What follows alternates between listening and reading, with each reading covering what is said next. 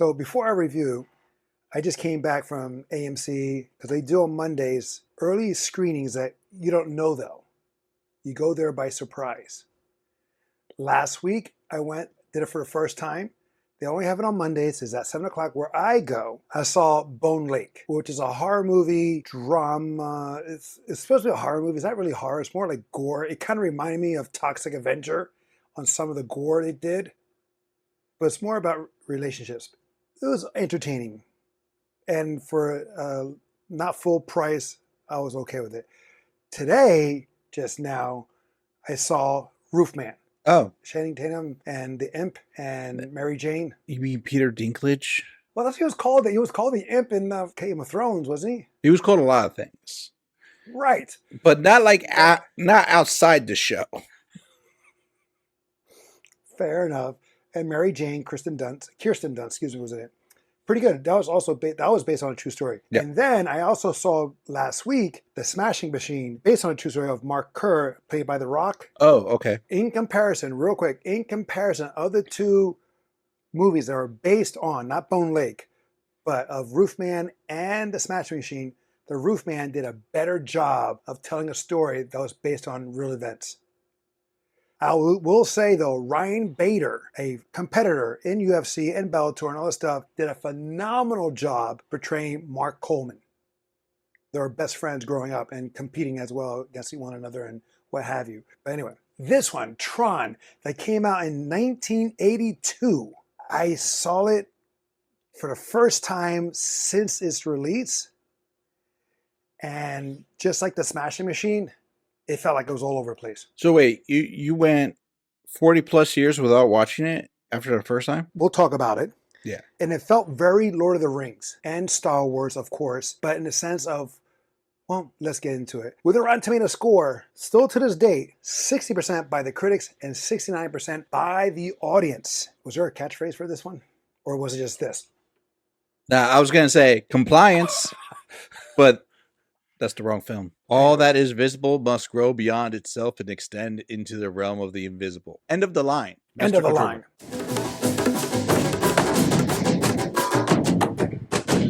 Welcome back to Tales of Two Bros. My name is Angel, I'm a Don. where we give you a review at least once a week. Spoiler alert. Was this your first time seeing it in its entirety? No, I remember watching it as a kid on Disney. Because like Disney would play it back in the day. I don't remember any other channels that would. Maybe HBO, but like way back. Disney? Way back when. What do you mean? You mean like Disney XD? No, like the original Disney Channel. Oh, okay. Got you. Disney existed back then. Okay. I don't, I just remember HBO, Cinemax, Prism, Mhm. the movie channel, blah, blah, blah. Yeah. I forgot Disney had their own. Yes, I forgot the Mickey Mouse Club, blah, blah, blah. Yeah, you're right. So, and here's the thing. This is one of those things that like remembering things from your childhood are painted with rose-colored glasses. Yes. This movie, visually, stunning. For what it I was. thought- For what it was, and like it was heavily CGI for the most part, but also like I saw like a guy who studied film, like he knew like the process, what they did in the sense of making the film. They did like they'll shoot it, they'll layer it with the heavy filters and shoot it again and heavy filters again. It was like it's a long process what they did with there. I remember the game. You remember the Burlington flea market? Or the Burlington? Not Burlington? I didn't get to play the game in the Burlington flea market. No, it was Berlin? Well, anyway, yes. Well, you didn't ever played it there because you couldn't reach the controls. No, they had the Star Wars one. Like I don't even remember my experience at the arcade, although apparently it's like legendary because mom and dad used to say like, oh, I would just go limp and like just start crying if I couldn't play the arcade. Yeah, we tried to distract you, and dad had to play lookout when mom tried to discipline me in the van. Yeah. No, we would sometimes we would try to distract you, but like you, like a dog, would know its surrounding. Like you would smell it and know where it was at. So it would distract you and turn you, make you turn this way, but you knew exactly where the arcade was. Yeah, and at such a young age. Here's the weird thing. I don't even remember the arcade that well. I remember there was a shop that had coins from around the world, and I used to go to that shop. And then there was like a place for like incense, and I got in trouble for one of the names of the incense because I kept repeating the name. But Well, like what, pussy galore. that was the smell. It was like it was meant, and it was the I tree. remember that. I remember you that. said it, and then I started thinking about Tom and Jerry. And then I remember the little mouse and the Three Musketeers. And he was like, "Bonjour, Monsieur Pussycat," and I kept repeating that, and Mom was getting pissed. She's like, "You can't say that."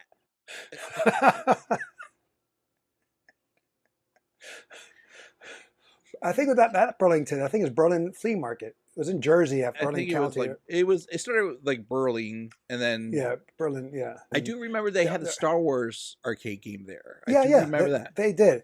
I mean that thing was great. Tron itself, though, I could never pass any other games. I sucked at it. The racing game, the Jaw Ally version game, all the games they had in there. I could not beat it. I could not pass the first level. I sucked at it.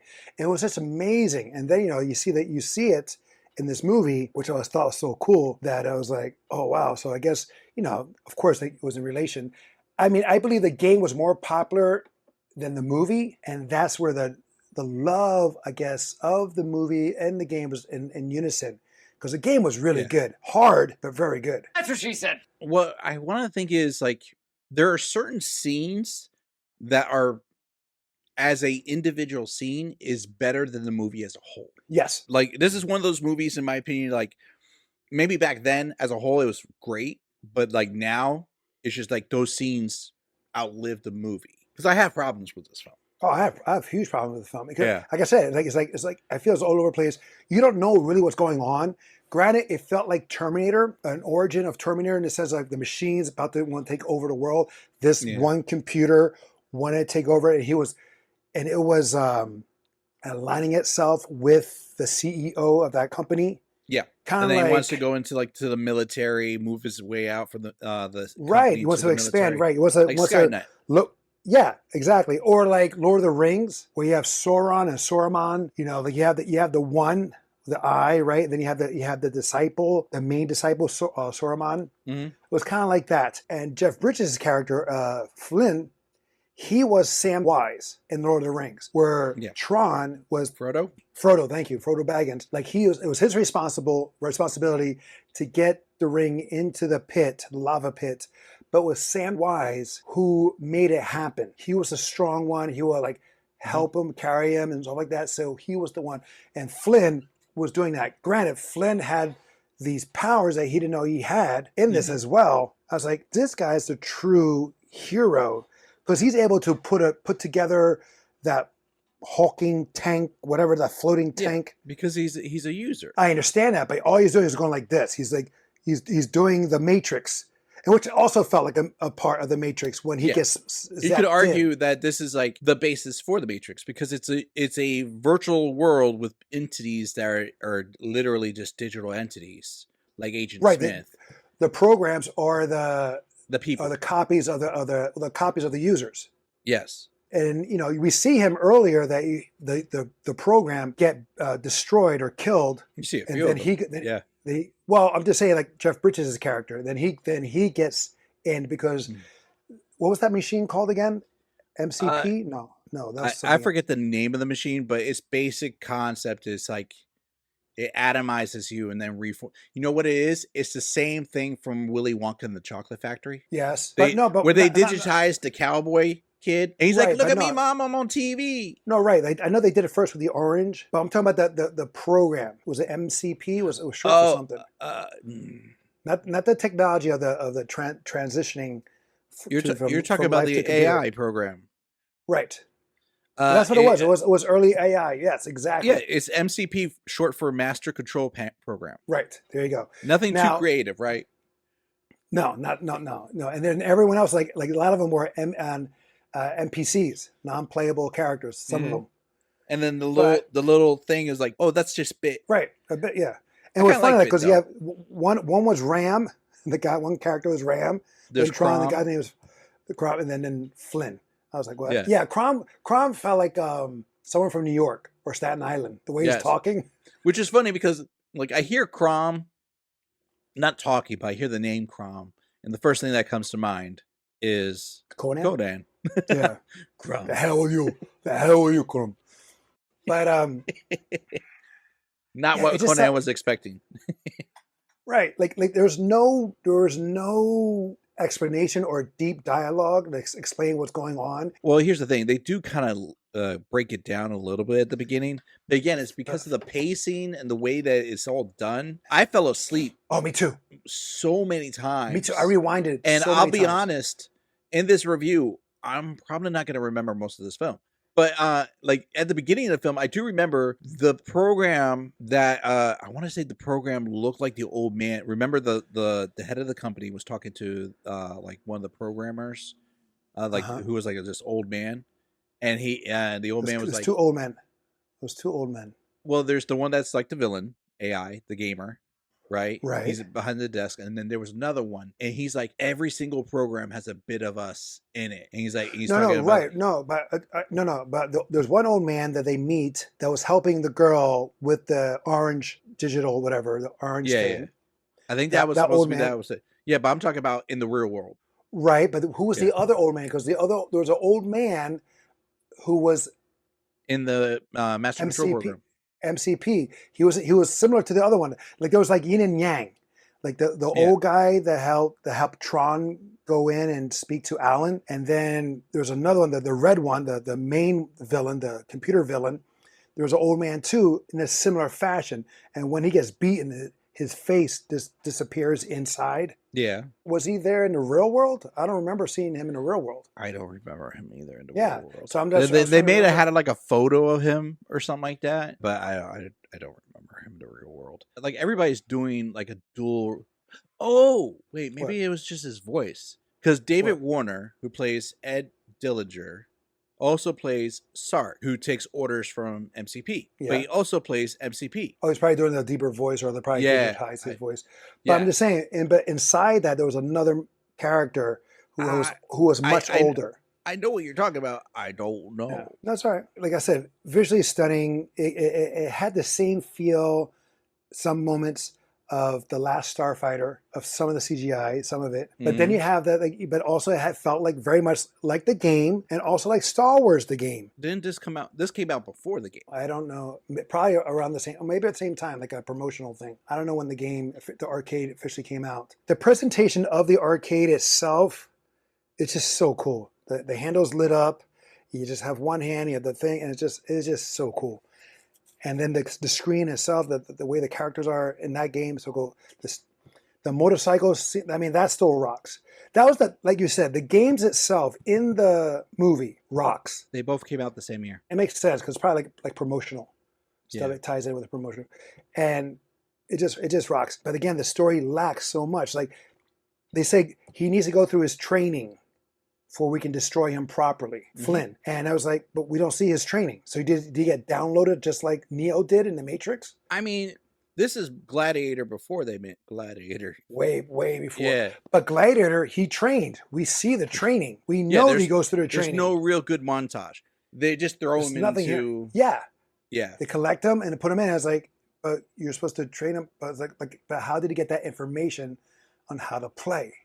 Like, how does he know how to steer the bikes? That's what I'm saying. Like he goes into that tank, whatever that thing is called, and he knows how to put it together.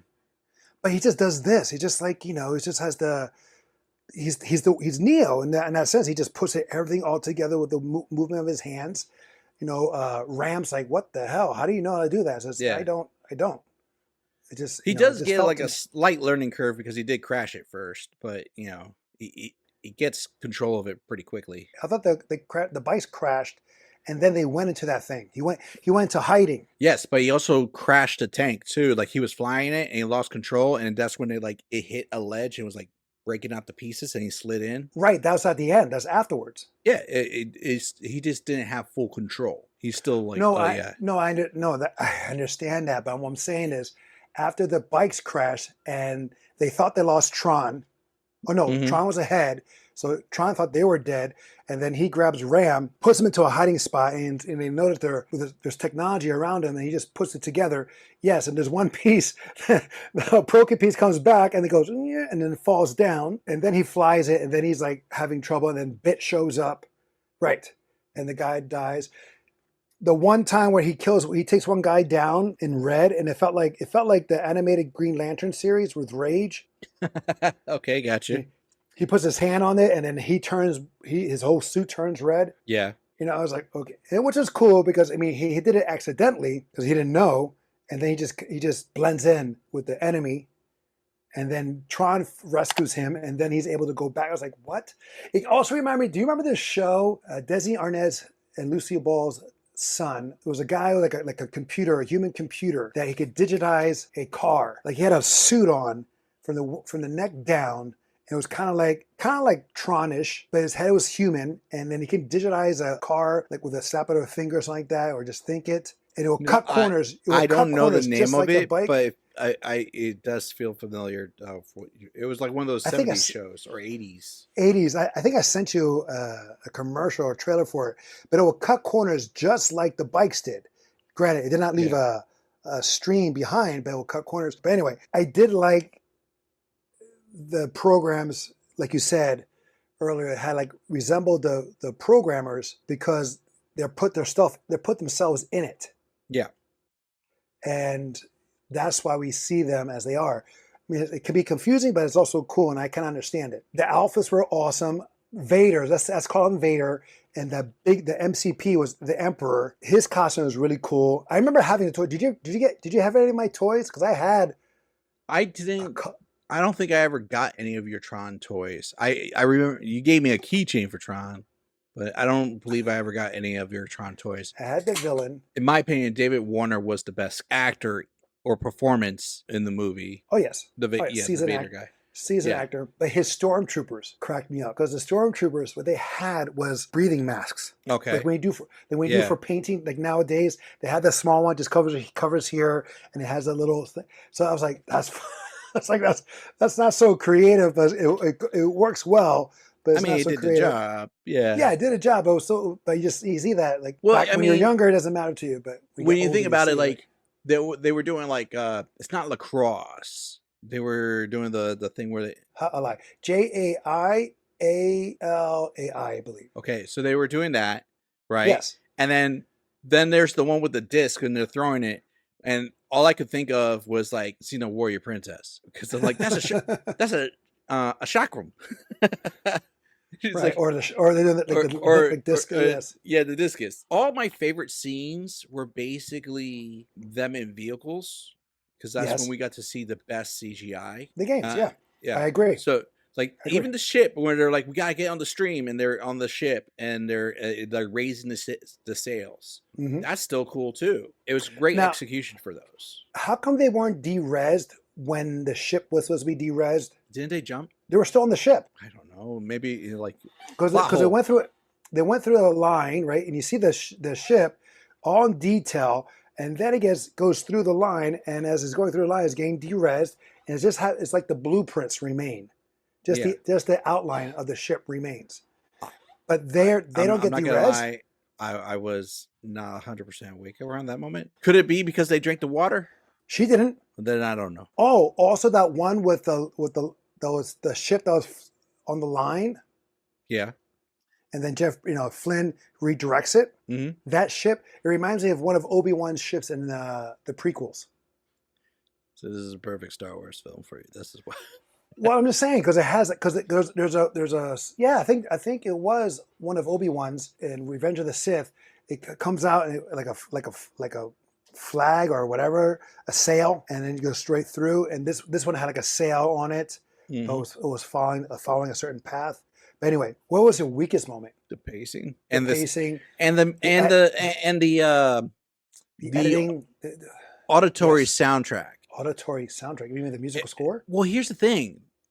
For what it was, there's a lot of dead air. Mm-hmm. I don't mean like when people are talking, sure, that makes sense. But when they're just walking, doing stuff, or just like, it's a lot of noticeable silence. Yeah, you're right about that. It also reminded me like Batman, Batman, the 1966 show. Adam West. Yeah, Okay. the Batcave, where it's just bare bones. It did feel bare Episodes. bones. It's like, yeah, it was just like very Considering how simple. wide escape it was like super simplistic in a lot of ways. Yes, which is cool, but at the same token, it's like for such a like science fiction and futuristic approach, you would think it'd be a little more or a lot more, not a little bit, a lot more. Especially It was just, it felt like a play.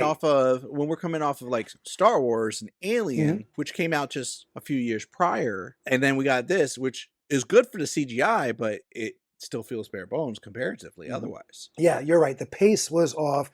The editing was off. It felt rushed. They could have done a better exposition in the sense of their dialogue, or had a, you know, in the beginning have a not a scroll, but a printout or a paragraph. Just give a synopsis of what's happening here. Yeah. And now I haven't. You know what? I never watched Tron Legacy. I thought you did. No, I watched Tron Uprising, the animation. Wait, so no, I good. could have swore you saw Tron Legacy in theaters. Nope. I had actually no interest. I had no interest in seeing it because I remember this movie was not so good. So I was like, how are they going to make that so good? You know, and I heard like the ratings on that was not, I haven't seen it. I'm going to watch it before we do a review next. But Tron, the animation, Tron Uprising, so good. I do remember Tron Uprising. I didn't rewatch it, but the series was surprisingly good. Came after Tron Legacy. It was kind of like Rebels. But Rebels was like, no, not Rebels. I'm thinking of Resistance. Rebels, I love. No, I love Rebels. I love Rebels. Yeah. But I'm saying, but Rebels goes in the same path of the New Hope and all that stuff, but in a different angle, like the trajectory, and then they meet up at a certain point in a way, or they cross. So that's what Uprising is, and I want to watch it again because it was just so good. Speaking of old shows, you remember the show Reboot on Hulu? Well, I mean, it might be on Hulu now. There's a thing called I think there's a series called Reboot. It was a cartoon, but it was all CGI. You may not have seen it. The only reason I'm thinking about it is because Tron reminds me of that show. It was an all CGI cartoon, and you never got to see the user. But when the game would happen, this cube would come down onto the city of the AIs.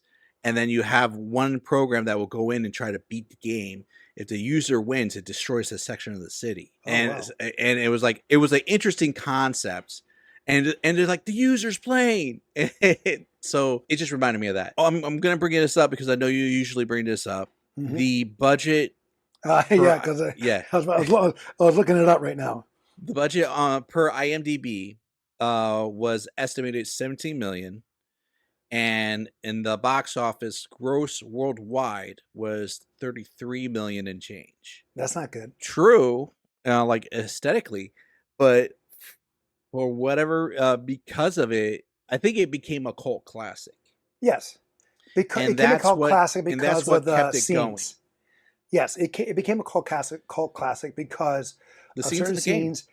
Scenes of the game, the action scenes, and the presentation of it, and people will think of what could it be, like what it could have become if we went ahead with it. Like what, the imagination took over on that aspect. That's why because it did not make double. It was 17 million was the budget, excuse me, and it just made 33 million, just over 30. Yeah, that's not double. No. Granted, 2 years after that, Terminator came out. The 80s was going heavy into the AI concept and whatnot. So this sci-fi, stuff like that. This helped start that in a lot of ways. Well, you can see the similarities. You can see in the sense of people were, I guess, conspiracy theorists that they saw the danger of how computer technology. Do you want to play a game? Right, war games, exactly. Like how AI and computer can, even though it's great, the dangers of it. Oh yeah, and they still talk about it to this day. Right. But I'll tell you this. Well, after watching Toxic Avenger and then watching this, Toxic Avenger is a better movie. You watched Toxic Avenger before this? I did too. And it's a better movie. It sucks. It's a better movie in the sense of direction, pace. We'll get to that on the full review, but I know what you mean. Yeah, there are some movies in the 80s that as we grow up, it was like, wow. But then you see, as you get older, you look at it, it's like, oh my Lord. I mean, well, like You see the flaws. like even like some cheesy bad ones. Like I got in conversation with a colleague of mine, and I was saying like, listen, there are good movies, there are great movies, there are bad movies, and there are bad movies that are just fun. Right. And this, depending on who you are, if you're a really analytical person about like film, the concept of what they do, and like as a talking piece, this is probably right up your alley, you know, Yeah. because you're going to be talking about like what went into it, like what was the revolutionary thing. If you are a film major or a lover of films and how the presentation of CGI really improved with, you know, starting with practical effects like Star Wars and things like this, and then you go into here where they brought up the technology even to a better or more predominant feature. I mean, the Oscars refused to nominate this film for any awards, yeah, because they thought it was heavily CGI'd. Well, I they mean, thought it was too CGI. It was, but it wasn't. It wasn't. Well, it just I mean, for that time, it was. But no, but it wasn't. In a sense, like they're wearing the costumes, they had the lightings, all that stuff. That's not CGI. And the surrounding area, that's not CGI. The bikes, yes. Those flying tanks, yes. Like those are CGI. But okay, so basically, Blip, what you're trying to say is like Last Starfighter was more CGI than this. Last Starfighter had less CGI. This had more CGI than Last Starfighter. Okay, but it wasn't. It appeared to be heavily CGI. That's what I'm saying. Okay. Because they had the costumes. Like the costumes were practical. They just had the light stuff, you know, lit up in a certain way. They had the makeup on and the filter, but the tanks, the bikes, that ship, what have you, the robot, the spinning, that was CGI. But for the most part, I mean, everything else wasn't. You know, him being digitized out. You know, that CGI, the platforms, and doing the disc. That is that really CGI? Or, well, it was a mixture of CGI and practical platform for that. I would say it's a combo. Yeah. And then people yeah, but Star Wars again. You know, like he is breaking, the thing is spinning, the barriers are spinning. He's trying to break it off, and he has to hit that little precise spot with the disc. That's Star Wars. That's Return of the Jedi Star Wars. They had to hit him in the exhaust pipe. Well, no. In Return of the Jedi, they went in because the Death Star wasn't completed, so they found the entryway, and then they blew up the connector, the midpoint. Tron threw the disc right at that midpoint with the help of Flynn going in and disrupting the MCP. Yeah. The game is much better than the movie. I sadly just never had the influence of the game. I've seen clips, but I just never had the chance. I mean, the only reference to the game is like it made me think of the game Snakes on a phone, and I'm like, that's not the right thing. No, it's not. Again, on Rotten Tomatoes, it is 60% by the critics and 69% by the audience. Who do you side with? 60 versus 69? Yes. Going with 60. I'm with the critics on this, and honestly, I don't find it worth the watch. I think 60 is a fair score, but the attempt is there. Yeah, the attempt is there. If you like we said, if you're a film school major, cool, this is for you. Other than that, no, I wouldn't suggest it. No, listen, when we were younger and we saw it, it was entertaining for us. Yeah, because it was different, and we're distracted by the lights. We're distracted by the games, the characters in itself. But get this to a kid before they can get a hold of a cell phone. That's what I'm saying. But see, now I have questions because, again, I have not watched Tron Legacy. At the end of this, Flynn returns. He becomes the CEO of the company. Yeah, it gets more confusing. Terrible ending at the end, by the way. Terrible ending. I mean, I will tell you this right now. The sequel is more confusing. Great. The movie should have ended when Homeboy saw the final lines as he comes into the office and then sits into the chair. Which would have been a cool ending. It would have been a great ending, yes. That would have been, it made perfect sense. The scene of the helicopter coming up and they're meeting Flynn on the helipad, I was like that, and they just walk off. I'm like, that was a waste. Yeah. It was so not needed. None of them were poor either, right? They were all rich people, right? I don't know about rich, but I just know they're Didn't they party on a yacht or a boat? I don't remember seeing that. Might be I don't remember dreaming. seeing that. Yeah, because I just remember. Yeah, I I might think have, you are. I might have Because had a dream. the first time I see Bridges, he's at the computer at Flynn, and then Alan, he's at the computer too, try to get in. And he can't get in. He's blocked off. And then Homegirl is with the old man to digitize that orange, what have you.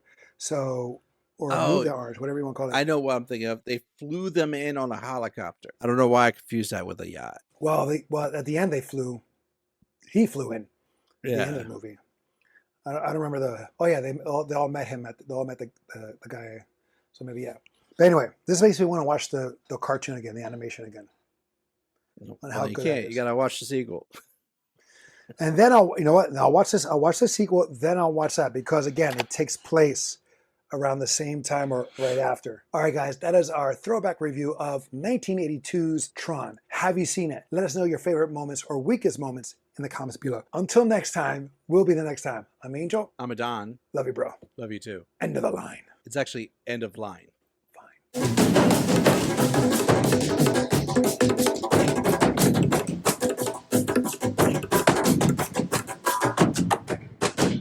I don't know if you want to put this in there, but like you already did end of line, which could be good for the ending. But at the beginning, you could put like greetings, users. Greetings, users. I'm sorry. Try it again. Greetings, programs. It's in the thing. It's by You said Kevin users. Flynn. You said users. I had looked away. Greetings, programmers. Programs. Greetings, programs. Greetings, programs. There you go.